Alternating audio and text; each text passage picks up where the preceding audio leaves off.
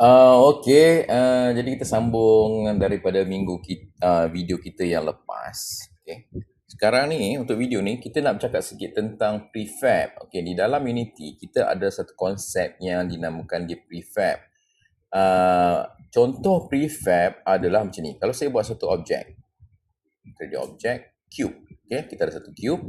Dan satu lagi saya nak tunjuk size dalam Unity. Satu scale dia adalah 1 meter.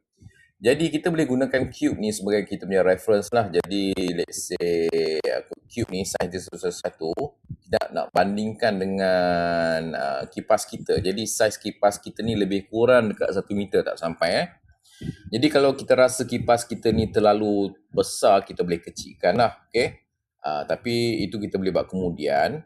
Jadi sekarang kita nak bincang pasal prefab. Jadi kita ada satu cube dekat sini. Kalau perasan, kita ada ikon warna putih macam ni. Okey, jadi ini adalah objek biasa. Sama macam kita punya objek kipas ni. Kalau kita perasan, ikon kipas ni dia warna biru. Okey, ini menandakan kipas ni adalah prefab.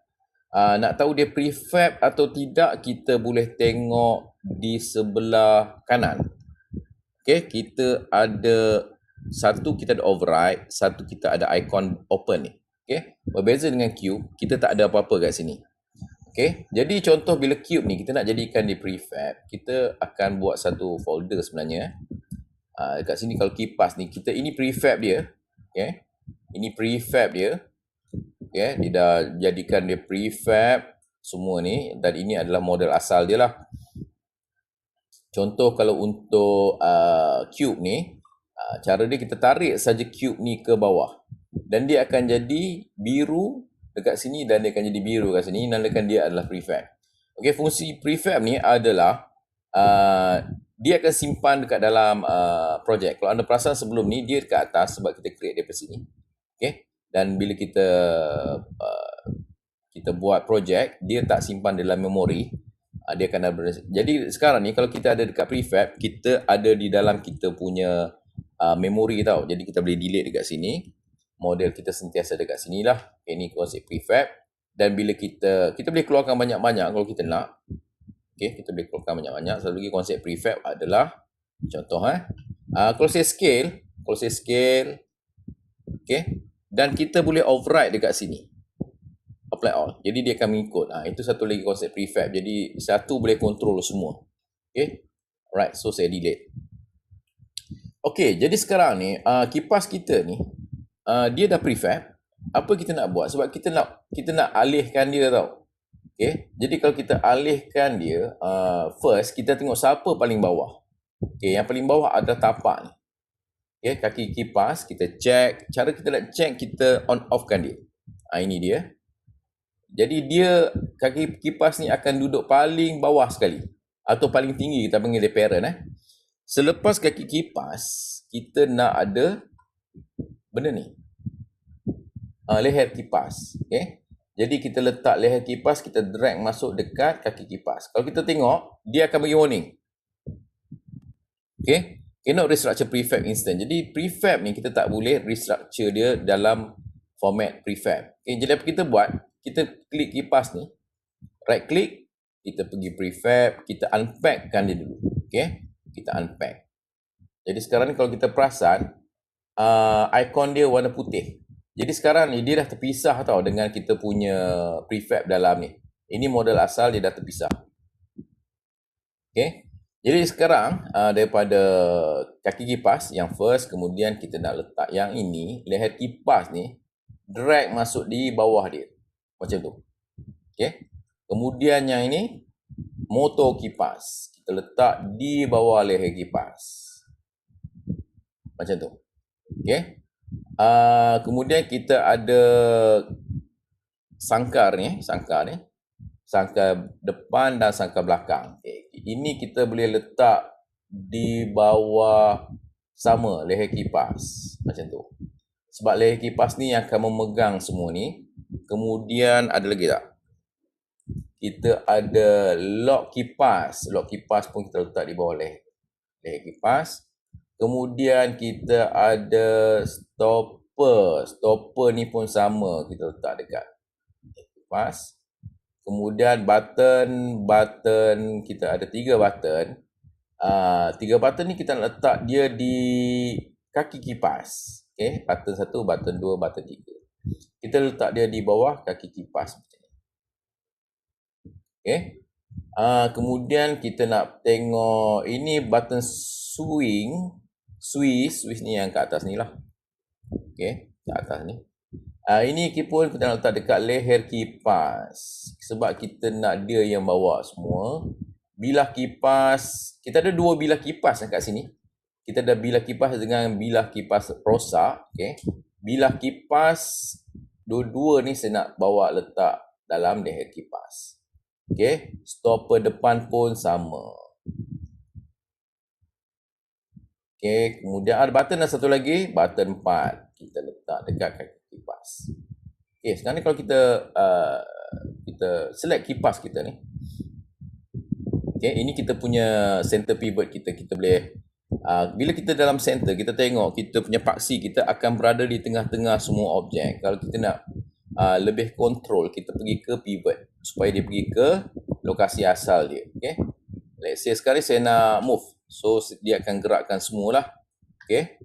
Kalau saya nak pusing yang ini, sebab dia di dalam leher kipas, ni leher kipas tau, leher kipas. Jadi kalau saya rotate dia, saya gunakan paksi warna merah ni. Jadi dia boleh gerak macam tu kan. Okay. Ctrl Z. Untuk undo kita pakai Ctrl Z. Motor kipas ini salah sikit. Motor kipas ni kalau saya nampak dia masih lagi kita silap structure. Sebab kita letak dia semua selari. Kita tak nak. Kita nak semua duduk di bawah motor kipas. Okay. Select. Okay, untuk select banyak macam ni, kita klik sekali, tekan shift, tekan yang bawah. Jadi dia akan select semua. Kita drag duduk di bawah motor kipas. Okay, sekarang ni kalau saya select motor kipas, bila saya pusing, tak nampak kot. Jadi saya fokus sikit. Okay, bila kita pusing, kita nampak dia akan mengikut kan. Okay, jadi kalau kita alihkan benda ni, ini sebab dia child, dia tak mengikut. Dia macam tu. Okay, nanti kita tengok lagi apa yang kita boleh buat. Saya rasa okey kot. Saya rasa okey. Ini kipas dia. Kipas dia ada 2. Ini penutup dia. Ini penutup depan. Ini kipas dia ada 2. Satu yang rosak. Kalau kita perasan dia pecah dekat sini. Ini yang kipas yang baru lah. Okay. Jadi ini dia punya stopper yang belakang tu. Lock dia. Kemudian ini sangka dia yang kemudian kalau kita perasan dia tak ada motor tau kat sini. Dia punya apa tu besi tu kan, shaft motor tu tak ada kat sini. Jadi apa kita buat? Kita buat manual saja di dalam Unity. Okay, kita pakai game object, 3D object, kita pakai cylinder. Ini cylinder kita. Cylinder kita ni besar sebab 1 meter. Jadi apa kita buat? Kita nak kecilkan dia. Saya klik lock dulu kat sini. Kita buat 0.01. Ya. Mana dia sekarang? Kita cari. Mana dia? Tekan F. Itu dia. Itu dia. Jadi kita bawa dia kat sini. Jadi disebabkan tadi kita dah berpusing kita punya ni.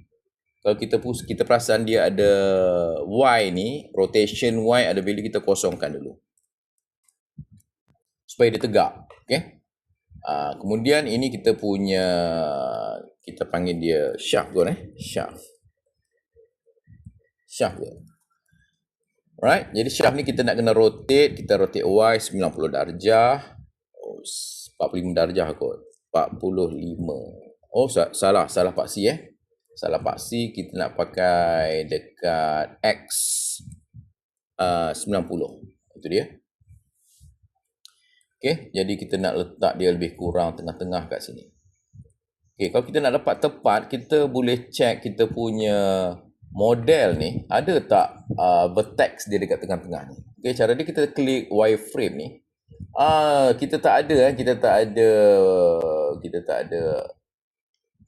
vertex tengah-tengah, jadi susah untuk kita snapkan kat situ, tapi tak apa, kita pakai cara manual saja. Kita klik semula shaded draw mode supaya kita boleh nampak rupa dia macam tu. Jadi kita pakai alihkan pandangan kita menggunakan ikon ni, gizmo ni. Saya klik Z dan saya letak dia di dalam mode ini perspektif. Jadi kita ada satu ortografik. Ini ortografik Okey, jadi ortografik. Jadi kat sini kita lebih senang untuk kita letakkan lokasi dia. Jadi saya balik ke wireframe tadi, kita tengok ini dia. Kan ini dia punya motor tu kat belakang, jadi kita boleh letak macam tu. Okey, lebih kurang macam tu ni motor dia. Lebih kurang macam tu lah. Kalau kita tengok daripada sisi, ini dia. Kita boleh tarik dia ke sini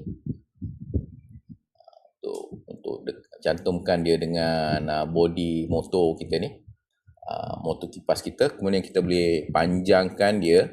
Scale dia adalah kita kena unlock ni, sebab tadi kita lock, kita nak panjangkan daripada part CY. Kita letak 0.05 lah. 5, panjang sikit Saya rasa dia punya ni besar sangat. 0.00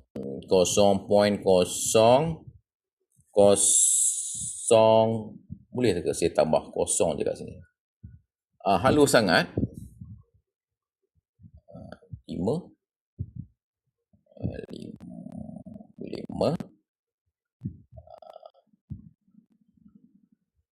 boleh kot 5. Okey, ni okey 0.005, 0.005, 0.005. Saya rasa ni okey. Kemudian kita ini ada location ya. Ini ada Y kot, ini Y atau Z. Kita tengok dia gerakan dia kat mana Z ni. Okey. Jadi kita kosongkan Z. Kita nak balikkan dia ke tempat asal dia kat sini. Lebih kurang je ini. Kemudian ini kita tarik. Jadi kipas tu lebih kurang macam ni. Okey. Dia ada dua kan. Dia ada kipas yang pecah dan kipas yang bila kipas yang tak pecah tu lah, yang tak rosak. Kemudian ni stopper dia. Okey. Ini sangkar dia.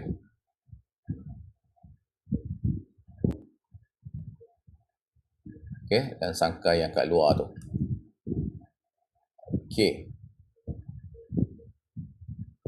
Alright. Kita ada satu lagi. Kalau kita perasan, kita ada satu lagi. Ini dia punya lock dia kat atas tu. Okey. Jadi kita kena tengok lokasi dia. Kalau kita perasan, nampak tu dia ada gap. Jadi kita rapatkan. Kita scroll untuk mudah nampak. Yang ini basically dia tengah-tengah. Dia tengah-tengah macam ni. Okay. Jadi kita dah setkan position dia. Okay. So untuk balik ke pandangan perspektif tadi, apa kita buat? Kita tekan alternate. Kita daripada atas kanan, kita drag pergi ke bawah macam tu. Okay. Lepas alternate, kita boleh tekan alternate, kita boleh orbit lah. Cuma pandangan kita ni masih dah lagi ISO. Kita switch ke perspektif. Dan kita klik semula shaded draw mode. Okay. Jadi kita dah dapat kita punya kipas macam ni. Saya rasa okey. Okey, jadi apa perlu kita buat? Kita nak prefabkan semula sebab kita tengok dia putih kan. Jadi kita nak prefabkan dia. Jadi apa kita buat? Kita pergi ke bawah. Kita pergi ke 3D model. Kita asingkan. Prefab selalu diasingkan. Create folder baru. Kita namakan dia prefab. Okay. So kita tarik kipas kita ke bawah. Jadi ini adalah prefab kipas. Okay. Prefab kipas ni berbeza. Kalau perasan, prefab ni kalau kita select dia dekat sini cuma ada gambar macam ni je dalam inspector. Berbeza dengan 3D model dia. 3D model dia ada inspector dia macam ni. Okay. Ini beza. Ini importer dia, jadi kita boleh nampak model apa yang kita import. Okay, sebelum kita akhiri video ni, saya nak delete dulu cube yang kita testing tadi. Delete. Okey, jadi kita save. Okey, jadi itu saja untuk video kali ini. Kita akan sambung di dalam video yang seterusnya. Terima kasih.